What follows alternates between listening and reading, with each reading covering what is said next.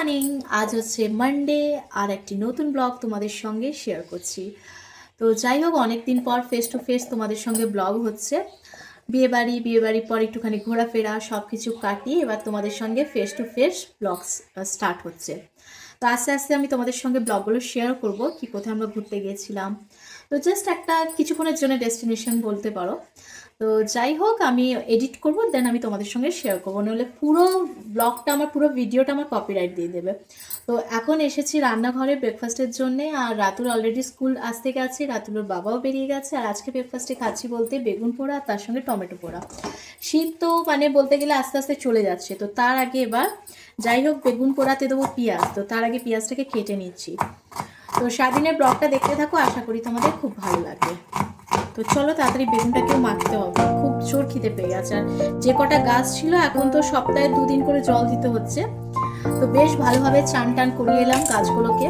আর অনেক গাছ আমি কমিয়ে দিয়েছি এবছর, আর সেরকম কিচ্ছু গাছ আমি নিইনি। বেগুন পোড়াতে দিয়েছি এখানে পেঁয়াজ কুচি, লঙ্কা কুচি, আর তার সঙ্গে সর্ষে তেল আর নুন। সর্ষে তেলটা কিন্তু মাস্ট। এবার চলো ভালো করে চটকে মাখাবো, তবেই কিন্তু খেতে মজাটা হবে। হচ্ছে ব্রেকফাস্ট, মুড়ি আর বেগুন পোড়া।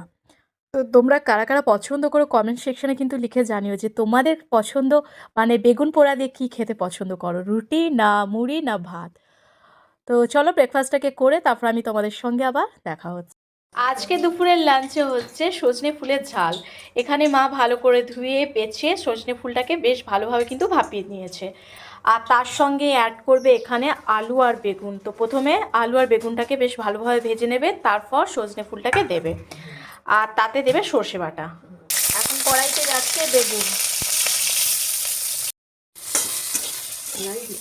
এবার যাবে এখানে আলু। বেগুন ভাজা হয়ে গেছে, অল্প নুন আর হলুদ দিয়েছিলে ভাজার সময়।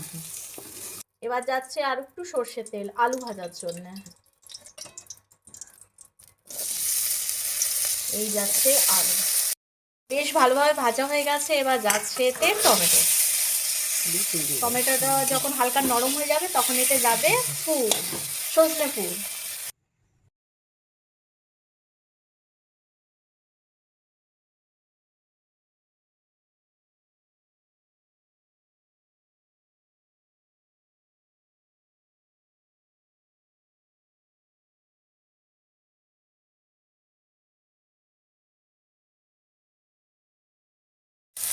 এবার যাবে এখানে ফুল, সজনে ফুল।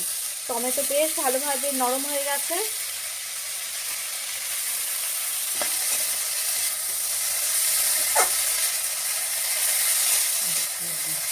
এখানে যাচ্ছে এখন জিরে গুঁড়ো, তারপরে অল্প ধনে গুঁড়ো, যাবে এখানে স্বাদ অনুযায়ী নুন। সব কিছু ব্যালেন্স করার জন্যে হালকা মিষ্টি চিনি। এবার যাবে হলুদ গুঁড়ো। এবার যাবে এখানে সর্ষে বাটা, শুধু সর্ষে বাটা, তো শুধু সর্ষে আর কাঁচা লঙ্কা, বা অনেকে শুকনো লঙ্কাও মেশায়। তো বেশ ভালোভাবে একসাথে সব কিছু মিশিয়ে দিতে হবে। এটা কিন্তু খুব চাহিদা আছে, যেহেতু আমরা গ্রামে থাকি বলে, তাই আমাদের গ্রামের গাছে বেশ ভালো মতনই হয়েছিল সজনে ফুল। আর এই সময় খেলে ভালো, শরীরের জন্য অ্যান্টিপক্স যেটা বলা হয়। তো এই ওয়েদারেই তো, ঠান্ডা গরম ওয়েদারেই তো সকলের শরীরটা খারাপ হয়। তো যাই হোক, তার আগে একটুখানি খেয়ে নেওয়া ভালো। এর কিন্তু বড়াও হয়, সজনে ফুলের বড়াও হয়। অল্প এখানে যাবে জল, আলুটা সেদ্ধ করার মতন হয়ে যাবে। হ্যাঁ, আলুটা সেদ্ধ করার মতন। এরপর আর কি করতে হবে, এবার ঢাকা দিয়ে দেবো। এবার ঢাকা দিয়ে বেগুন দেবো, সাঁতলাবো। হ্যাঁ, এবার বেগুন দিতে হবে। আগে ভালোভাবে আলুটাকে সেদ্ধ করে নেবো। এই বেগুন, ভাজা বেগুন, বেশ সব কিছু একসাথে বেশ ভালোভাবে আবারও মেশানো হবে। আলু তো অলরেডি সেদ্ধ হয়ে গেছে। গরম ভাত দিয়ে বা রুটি পরোটা দিয়েও কিন্তু খেতে বেশ ভালোই লাগে। অনেকেই তো ভাত খায় না সুগারের জন্য, তো রুটি দিয়েও তোমরা ট্রাই করে দেখতে পারো, খেতে কিন্তু বেশ ভালো লাগে। আর একটুখানি মাখা মাখা হয়।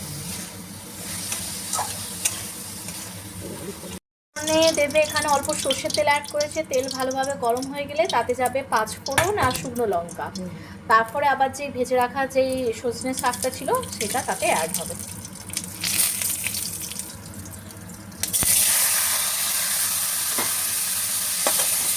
সব কিছু একসাথে খুব ভালোভাবে মেশানো হয়ে গেলে রেডি আমাদের এখানে সজনে ফুলের ঝাল হচ্ছে আজকের লাঞ্চ। গরম গরম ধোয়া ওঠা ভাত আর তার সঙ্গে মায়ের হাতে সজনে শাকের ঝাল। তো রেসিপিটা যদি তোমাদের ভালো লাগে একটা ছোট্ট মিষ্টি কমেন্ট দিয়ে যেও। দেখা হবে কিন্তু নেক্সট একটি নতুন ব্লগ আর নতুন কিছু রেসিপি নিয়ে, তাও আবার মায়ের হাতে।